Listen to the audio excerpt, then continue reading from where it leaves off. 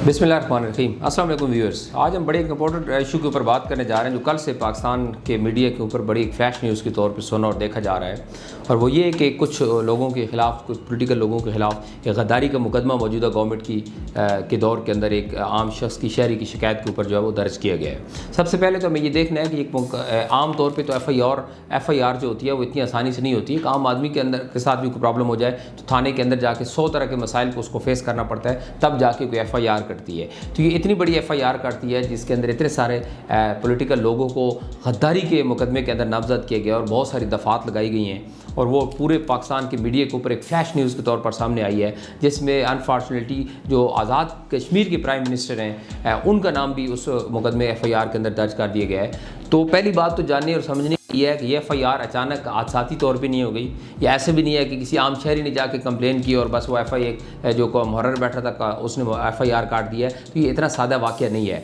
Of course इसके पीछे कुछ लोग हैं, इसके पीछे पूरे एक माइंड सेट है, इसके पीछे पूरे एक पावर है जिसने जाके ये इतना बड़ा कदम उठाया है। तो सबसे पहले तो ये हम इसको देखेंगे, इस लिहाज से देखेंगे कि अपोजिशन की एक मूवमेंट चल रही है जो गवर्नमेंट के ख़िलाफ़, तो गवर्नमेंट बौखलाहट के अंदर इस तरह का हरकत कर रही है, और ये इतनी कमज़ोर, इतनी वीक गवर्नमेंट है कि हल्की सी उनकी जो मूवमेंट, उनकी जुम्बिश हुई है, उनकी हरकत शुरू हुई है, तो उसको भी ये फेस नहीं कर पा रही, और इतने सारे लोगों के ऊपर गद्दारी की जो है मुकदमात कायम कर दी और FIR कायम कर दी है। और स्पेशली हम इसमें मजम्मत करेंगे जो आज़ाद कश्मीर के प्राइम मिनिस्टर को भी आपने इस FIR के अंदर नामजद कर दिया है। दूसरी बात जो इसका दूसरा पहलू है वो ये है कि अब इसके जितने लोगों के अंदर उसके नाम दिए गए उन सब की वो किस हद तक सही है, किस हद तक गलत है, ये तो डेफिनेटली जब इंक्वायरी होगी, जब किसी कोर्ट में मामला जाएगा या किसी लेवल के ऊपर डिस्कस होगा, तो वहीं पर जाके साबित होगा कि कौन लोग उन दफ़ात के तहत और उस FIR के अंदर जो मुकदमा बनाया गया है उसके अंदर कौन लोग आते हैं और कौन लोग नहीं आते। ये तो उस इंक्वायरी के बाद पता चलेगा।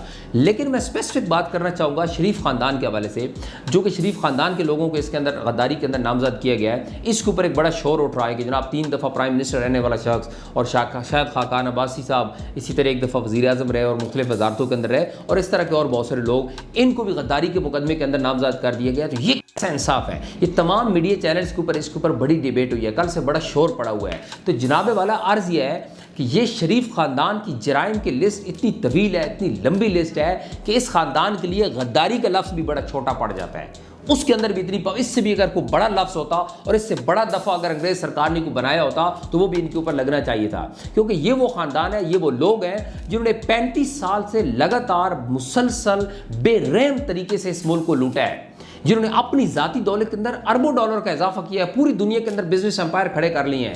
ये वो लोग हैं जो पाकिस्तान की 22 करोड़ आवाम की महरूमियों और मजलूमियत का बायस और सबब बने हैं। इन लोगों ने अवाम का, 22 करोड़ अवाम का, गरीब अवाम का खून चूसा है, उनसे पैसा उनका छीना है, जो बैरूनी ममालिक से कर्जे लिए उस पैसे को, उस कर्जे को अपने बिजनेस एम्पायर खड़े करने के लिए लगाया है। तो ये लोग तो इतने बड़े कौमी मुजरिम हैं कि इनके लिए तो गद्दार का लफ्ज़ तो बड़ा छोटा लफ्ज़ है। और अगर कोई शख्स ये कहता है कि नहीं ये तो पॉलिटिकल मैटर है, जनाब आप पॉलिटिकल मैटर्स को इस हद तक आपको नहीं जाना चाहिए, तो जनाब वाला अर्ज़ यह है कि आप इनकी 35 साल का दौरे इक़्तिदार स्टडी कर लें। ये वही लोग नहीं है जिन्होंने हमारी आर्मी के खिलाफ दुनिया के अंदर इश्तिहारात लगवाए थे और इसको रोग आर्मी कहा था। ये वही लोग नहीं है जिन्होंने सदर बुश के साथ तस्वीर बनाने के लिए रिक्वेस्ट भेजी थी कि हमारी फैमिली के साथ आप एक तस्वीर बना लें, और उसने व्हाइट हाउस के अंदर भी नहीं बुलाया था और बाहर होटल के अंदर उनके साथ एक तस्वीर बनाई थी उनकी रिक्वेस्ट के ऊपर। ये वही लोग नहीं है जिन्होंने कारगिल के पसपाई के सबसे बड़े जिम्मेदार हैं। ये वही लोग नहीं है जिन्होंने ग्रीन पासपोर्ट को दुनिया के अंदर गाली बना दी है, आज ग्रीन पासपोर्ट की दुनिया के अंदर वैल्यू नहीं है। ये वही लोग नहीं है जिन्होंने IMF, वर्ल्ड बैंक और दुनिया के तमाम बैंकों के अंदर हमें मकरूज रख दिए। किसकी बात करते हैं आप? हमारे 22 करोड़ अवाम, हमारे मुल्क की आज इस बुरे हालात, इस मुआशी फाइनेंशियल क्राइसिस और इतने बुरे हालात का सबसे बड़ा जिम्मेदार है कौन? जिसने सबसे ज्यादा अरसा इस मुल्क और कौम के ऊपर हुकूमत की है। और जब आप टेन्योर गिन ले, आप पूरे टेन्योर गिन ले कि किसने कितने साल पंजाब के ऊपर, मुल्क के ऊपर हुकूमत की है, तो वो यही लोग हैं। ऑन एंड ऑफ ये 30-35 साल से तो हुकूमत के अंदर चले आ रहे हैं। तो आज ये किस तरीके से ये कह सकते हैं कि इस मुल्क की तबाही के हम जिम्मेदार नहीं है? आप कैसे ये क्लेम कर सकते हैं? आपने तो उस मुल्क के साथ वो जुल्म किया, आपने तो सारे मॉडल टाउन को पा किया, आप तो ऐसे सैकड़ों हजारों लोगों के कत्ल के जिम्मेदार हैं, आप तो कातिल हैं।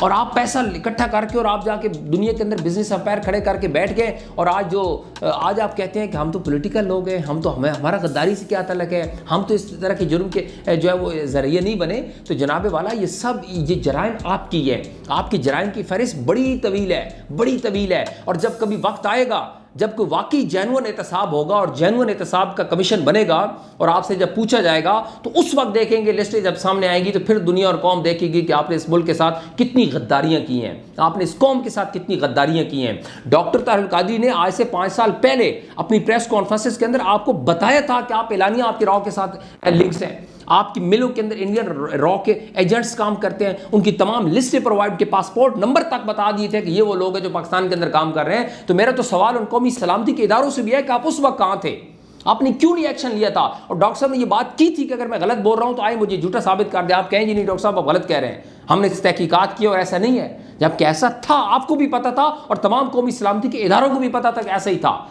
लेकिन उसके बावजूद एक गद्दार शख्स हमारे मुल्क को लूटता रहा और आज 35 साल तक उसने लूटने के बाद उसने ये हाल कर दिया हमारे मुल्क का। लिहाजा ये गद्दारी का लफ्ज़, गद्दारी का मुकदमा बड़ा छोटा मुकदमा है। आपके ऊपर इससे बड़े जो है वो मुकदमात चलने चाहिए, इससे बड़ी FIRs कटनी चाहिए और आपको एहतसाब और इंसाफ के कटहरे के अंदर लाना चाहिए और आपसे हिसाब मांगना चाहिए कि आपने 35 साल क्या दिया है इस मुल्क और कौम को, कितनी गद्दारियाँ आपने की हैं, कितना इस मुल्क को लूटा है। एक एक पाई और एक एक बात का आपसे हिसाब लेना चाहिए। लिहाजा हम ये समझते हैं कि ये बड़ा छोटी सी बात है, इसके ऊपर ज़्यादा लोगों को शोर डालने की ज़रूरत नहीं है। जो लोग बेगुनाह इस FIR के अंदर, और यकीनन कुछ लोग होंगे क्योंकि ज़ाहिर है वो तो हुकूमत ने, तो हुकूमत तो वैसे ही बुखलाई हुई है, उनको तो छोटी सी मूवमेंट भी बर्दाश्त नहीं होती। उन्होंने बुखलाट के अंदर जाके इतने सारे लोगों को नामजद कर दिया है गद्दारी के अंदर। जो लोग बेगुनाह हैं उनको इस FIR से निकलना चाहिए। और जो ये लोग हैं जिनका तो बच्चा बच्चा गवाही देता है इनकी गद्दारी की और इनकी करप्शन की, तो इनको क्या हक बनता है कि इनको आप मुकदमे से निकालें। इनको इसके अंदर सजा भी होनी चाहिए, इनको गिरफ्तार भी होना चाहिए और इनको निशाने इबरत बनाना चाहिए आने वाली नस्लों के लिए, ताकि हमारे इस मुकद्दस मुल्क के साथ कोई खिलवाड़ ना कर सके, कोई खेल ना सके, हमारे इस मुकद्दस मिशन के साथ कोई खेल ना सके और इस मुल्क के साथ कोई गद्दारी और ये करप्शन ना कर सके। तो इनको एक मिसाल बनानी चाहिए, एक ऐसी सजा देनी चाहिए ताकि नस्लें इसको याद रखें। बहुत शुक्रिया, thank you very much. Allah.